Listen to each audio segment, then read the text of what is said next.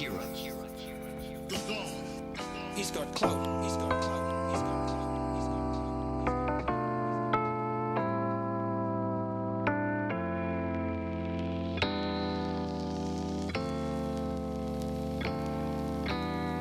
David Petrillo, I can't thank you enough for recommending Into the Breach and Wild at Heart to me. I read Into the Breach about a month ago, and I've been wanting to write you a thoughtful response for quite some time now. I noticed a lot of interesting crossover between the two works, many, if not all of which are absolutely crucial in today's day and age. I saw that both spoke to the reality of evil spiritual forces and the devil, and their corresponding call to therefore see our struggles in life, and especially in our faith, as a battle against spiritual forces. Hence the oh-so-famous powers and principalities verse of Ephesians 6:12.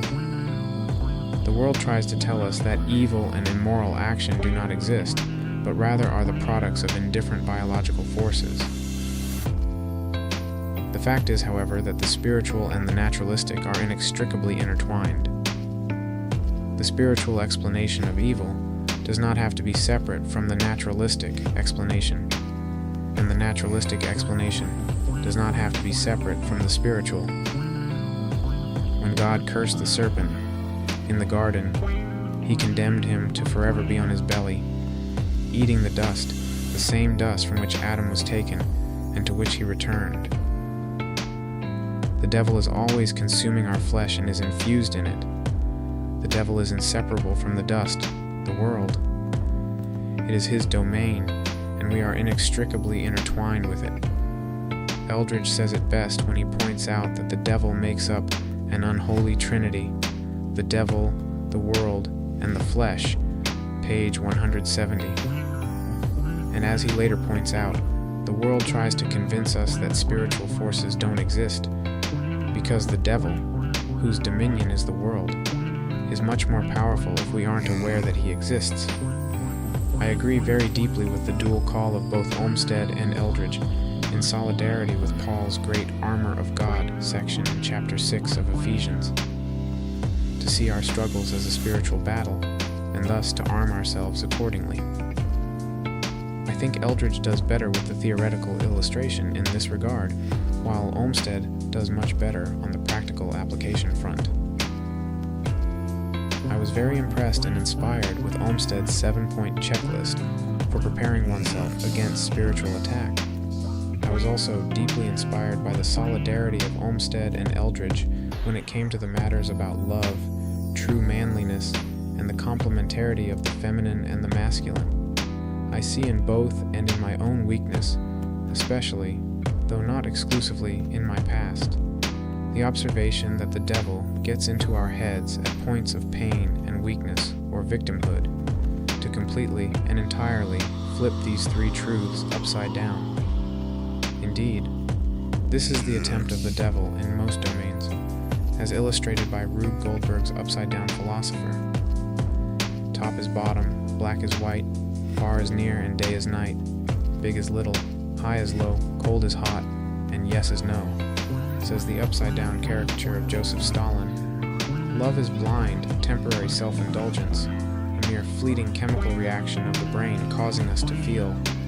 Manliness is about, in a Machiavellian fashion, how many people you can deceive and manipulate into doing your will, how many people you can beat and bully into submission, and how many women you can lie to and artificially seduce under false pretenses for the sake of inflating one's own ego.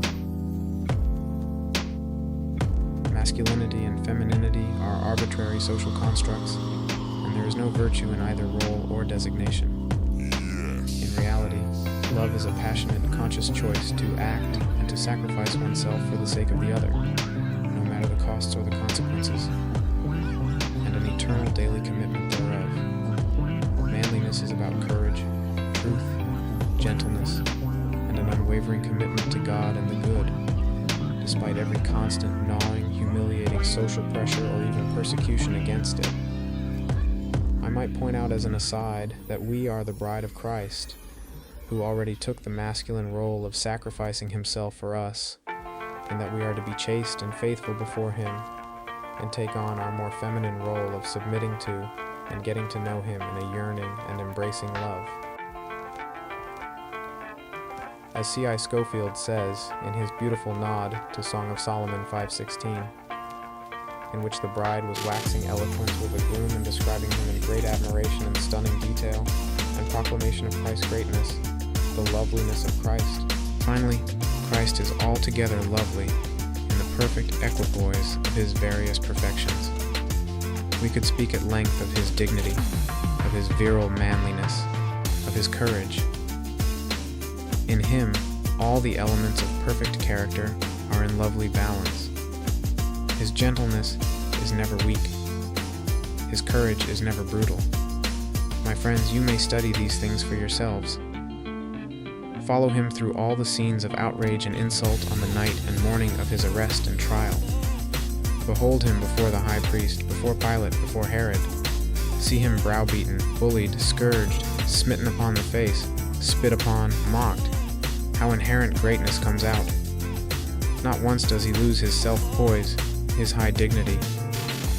I close with a word of personal testimony. This is my beloved, and this is my friend. Will you not accept Him as your Savior, and likewise discover His loveliness? Is He not altogether lovely? At the same time that we submit to Christ and the Father in a feminine and loving way, we are also to fight and sacrifice ourselves for Him in a masculine way. We are to embody Christ in our lives. After all, He is the way, the truth, and the light. While we must submit femininely, as Gomer had to, with Hosea, and accept that Christ died for us despite the fact that we constantly play the harlot and did not deserve His mercy, we must also, however, strive to stand up straight, pick ourselves up, and try with all our strength to master ourselves, overcome the attacks of the spiritual forces, and emit Christ's cleansing, eye-opening light in saving our lost brothers and sisters from that same darkness, in leading them to their Savior.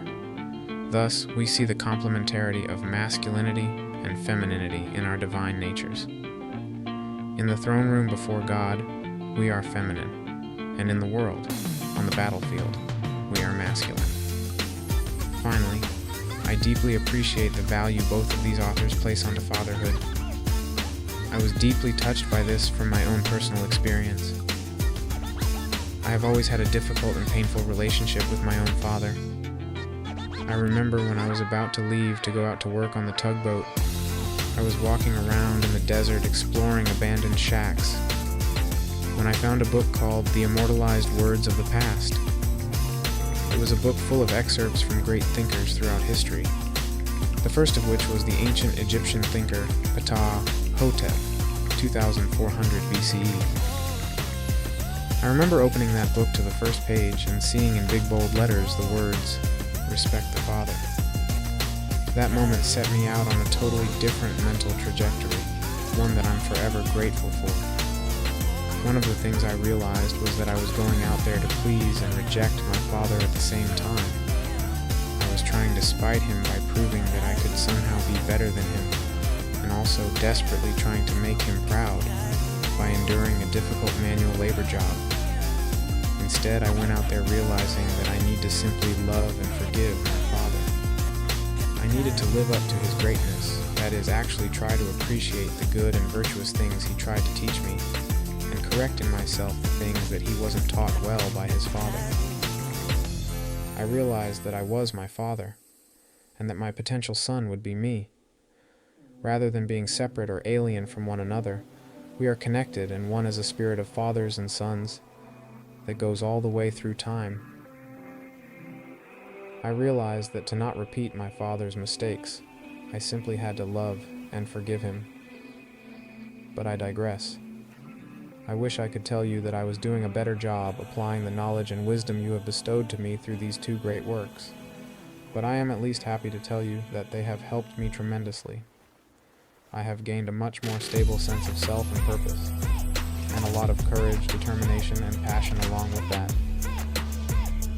I do have a lot of work to do, though. I'm really excited to meet you and your family, and and I always try to keep Jack and Veronica in my prayers. Until we meet, may God richly bless you. P.S. I just wanted to share one more thing with you. The unique Christ. His birth was contrary to the laws of life. His death was contrary to the laws of death. He had no cornfields or fisheries, but he could spread a table for 5,000 and have bread and fish to spare. He walked on no beautiful carpets or velvet rugs, but he walked on the waters of the Sea of Galilee, and they supported him. When he died, few men mourned, but a black crape was hung over the sun. Though men trembled not for their sins, the earth beneath them shook under the load. All nature honored him. Corruption could not get hold of his body. The soil that had been reddened with his blood could not claim his dust. 3 years he preached his gospel. He wrote no book, built no church house, had no monetary backing. But after 1900 years, he is the one central character in human history, the pivot around which the events of the ages revolve, and the only regenerator of the human race. Was it merely the son of Joseph and Mary who crossed the world's horizon 1900 years ago? Was it merely human blood that was spilled on Calvary's hill for the redemption of sinners? What thinking man can keep from exclaiming, "My Lord and my God"? Author unknown, C. I. Schofield's The Loveliness of Christ.